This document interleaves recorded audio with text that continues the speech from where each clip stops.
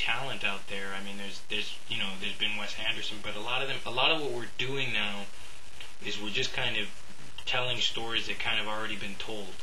And there's little people here and there that you can kind of pick out and go, oh, that was cool, or that was new, or like a Donnie Darko, or Richard Kelly, or someone you can, or The Fountain, or Requiem with Darren Aronofsky. There's little projects that you can pick out and go, that was original, but for the most part, it's remake, video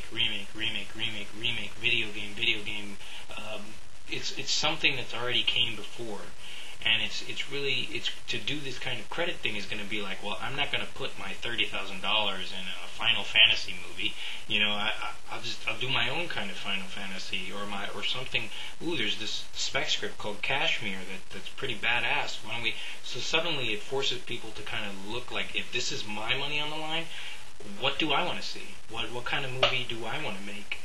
And not just kind of go to the studio, and it kind of forces the studio to kind of take notice of like, okay, there's a lot of great stories out there, and we usually don't invest them, but now through this kind of, well, it's their $40,000 of credit, and if we don't use it, then they take it. So suddenly it puts that interest in that project to say, okay, well, we might as well give this movie a shot. What is it? It's Southland Tales. Oh, what's this one? So suddenly a writer is your best friend now to go, oh man, I really want to tell that story. I really want to get that movie out, and nobody's really showing any interest in it. Let's push the stories that we want to see forward, and I think that could really help with the system. I'm sure a con would be, yeah, I did the work. I don't want you to take my money and put it in some account. Just give me my money. Just give me my $100,000 and don't put it into any movie. Just give it to me. I'll decide what I want to do with it. And I feel like, while that could work, I mean, in general, in theory, I feel like the credit system is better because it keeps the money in the studio and it gives you options and creative control of what you want to do with that money and invest it, and to just keep creatively pursuing and putting something out there.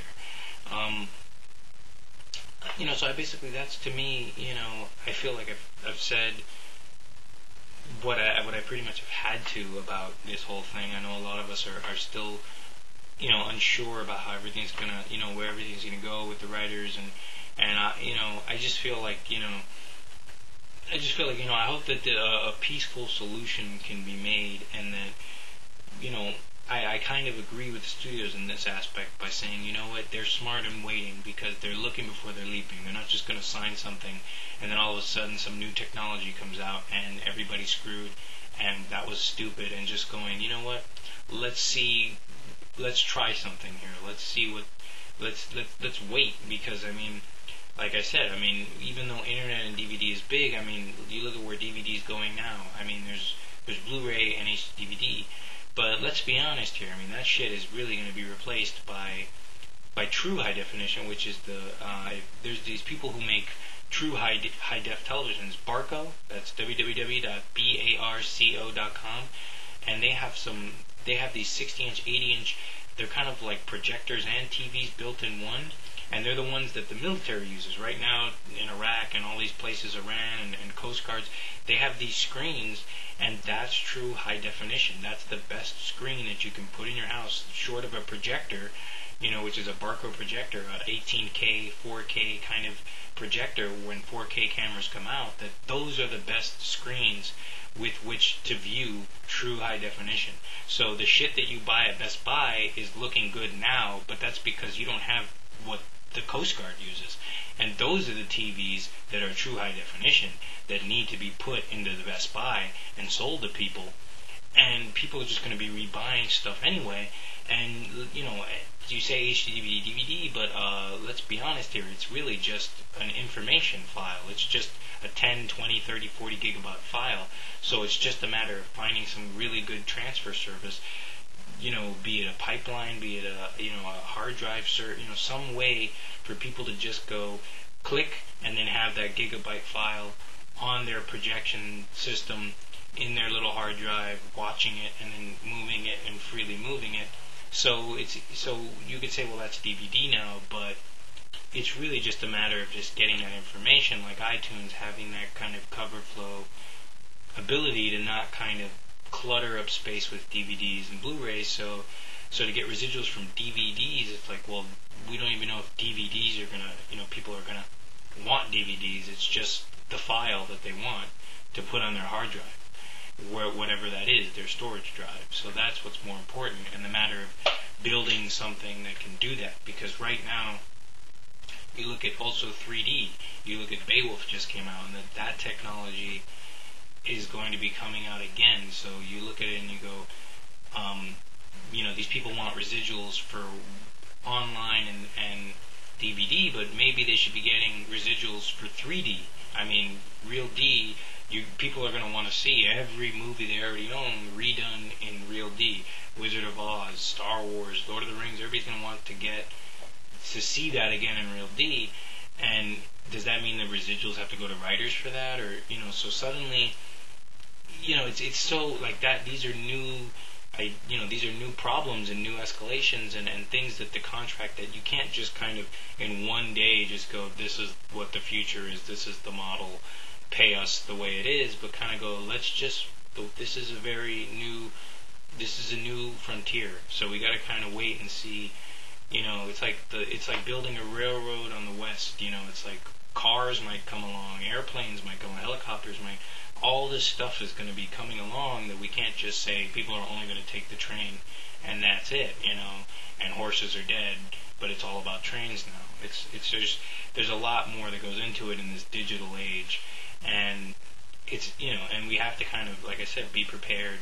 And the best thing that you can hope for a writer is that, one, you get to keep working, and two, that your stories get to be told the way you want them to be told creatively, and that you should be grateful that you have a job there. You have you get to tell stories in Hollywood, and there are plenty of kids and plenty of people that still don't even, that they have that spec script or they have that story and they can't even get into a meeting with these people, and you know what I'm saying, and you can say, well, it's not that that's because they're not talented. It's like, well, it says who? I mean, I could say the same thing about some of the people who are in Hollywood now that they're writing and their writing sucks. I mean, it's really, talent is subjective, but at the same time, it's like these people, there are plenty of me's out there that all we need really is a platform. And you look at the other thing I want to get into real quick is, you see YouTube has really, the next thing that's coming along is Scribd. That's www.scribd.com, Scribd. That's going to be a huge problem for screenplays in the future because, all it takes is someone to go and file draft, convert it to PDF, and put it on Scribd, and now you've got a screenplay out there, like the Transformers 2 leak, which wasn't real, but it showed that Scribd is going to be really huge in PowerPoint presentations and MS documents and kind of putting that information out on the internet. And it shows that there are a lot of really good writers now that we can do that. If Warner Brothers, the head of Warner Brothers, if Jeff Robinov wanted, he can have the Jeff Robinov website where you submit scripts, and suddenly you're like, what do you want to see in Transformers 2? And you chat with the person. I mean, it's no longer just a matter of moving to Hollywood and writing something. You could write something anywhere and have that kind of office anywhere. It's just a matter of what you wrote, making sure that you can protect it somehow, which is what the WGA was always about, was just protecting the writers, making sure they got paid, and that they, hopefully got some creative control, and what they wrote was visualized into reality and put for the world to watch. And now it's kind of all this, well, money, money, money, money, money, money, it's all about money, it's all about money.